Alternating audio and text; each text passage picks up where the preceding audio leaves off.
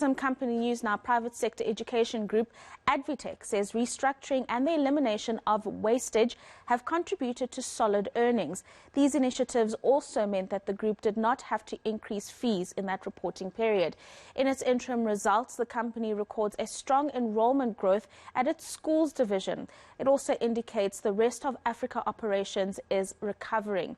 The company was able to grow revenue by 1% to 2.8 billion rand and operating profit increased by 16% to 514 million rand. ADvTECH's tertiary division was also able to grow enrolments despite the delayed release of matric results. And ADvTECH Chief Executive Roy Douglas joins me now to discuss these numbers further. Roy, thank you so much for your time this afternoon. I find it very interesting that ADvTECH was able to post such solid growth in the current environment. Apart from some of the things that I've just mentioned, what would you say were some of the other positive contributors to the growth? Yes, good afternoon. Thank you. Yes, we are very pleased with these results, and we believe they are a good reflection of the organization's robustness, its ability to respond to the pandemic and the disruption that we've all experienced as a result of that. And I think very strong fundamentals of the business at this point in time. You mentioned we have been involved in exercises of restructuring, reorganization. Our focus is very much on value. We understand that private education is expensive, and therefore we are doing our utmost to ensure that there is no wastage or duplication in our system so that we can offer our students and parents real value in their education. That combined with the quality of our academic excellence, I think has really, as I say, given strong fundamentals to the business and allowed us to deliver a really solid set of results.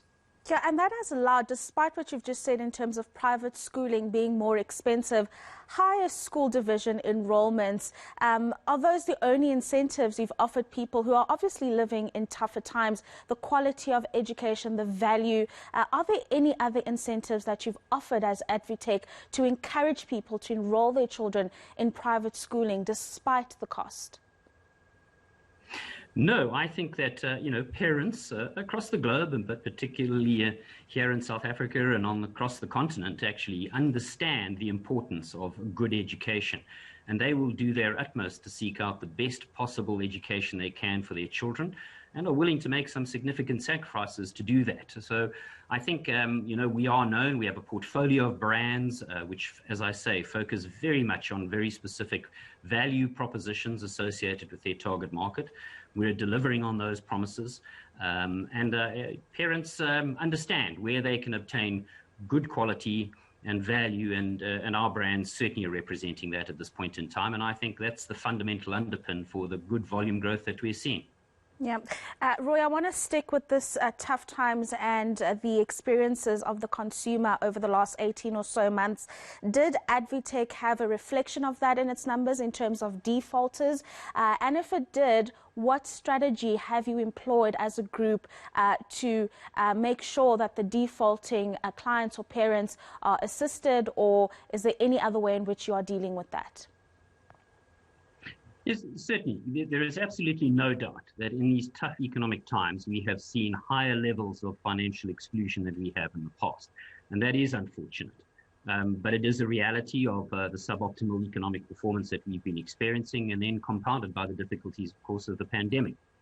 What we have done is that we tend to engage parents on an individual case-by-case basis to understand the circumstances and to try and ensure that we put together appropriate packages taking into account those individual circumstances to allow people to afford to keep their children in our system. So we have made arrangements on individual specific basis as opposed to across the board discounting, which we find often doesn't really address the needs of all, but provides only a small mattering of relief in a sense and doesn't really associate with the problems. The second area that we've actually done is, as I say, is really focus on the value of offering. We've restructured our business, we have reorganized, we have made sure that there is no duplication, we've attempted to eliminate waste and control costs as best we can. And of course that manifested itself in our ability to withhold any price increases for the 2021 year. So we understood the pressure that consumers were under.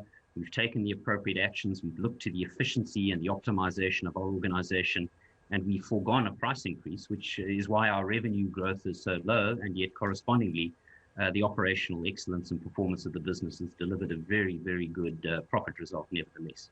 A final thought, something that keeps being a top story across the country, even across the globe, Roy, the vaccination of the population.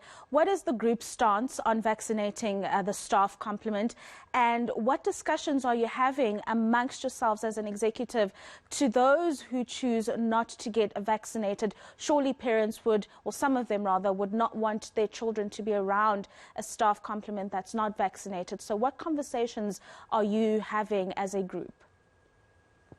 We're very fortunate because, of course, we work in the knowledge industry in a sense. So the vast majority of our employees and stakeholders are all extremely well-educated, rational individuals who understand the circumstances. And quite honestly, at this point in time, the vaccination levels within our own organization, which stands at over 80%, recognizes that within our business, it's not a particular issue. We certainly are encouraging all of our stakeholders, wherever possible and according to their own particular unique circumstances, to be vaccinated. That's our stance, and we are actively doing so. But quite honestly, as I say, we work in a knowledge industry where we have rational, well-educated, logical people who understand the benefit. And to date, it hasn't really been a problem. We do respect individual rights. That's obviously fundamental and tantamount in the ethics and values of our organization. But we are actively encouraging everybody wherever to be vaccinated, and it certainly hasn't been an issue so far in our organization. And hope it will remain that way. Roy Douglas, thank you so much for your time. He's the Chief Executive of ADvTECH, breaking down some of those numbers and really how they've been able to retain their children or their students even in the tough times.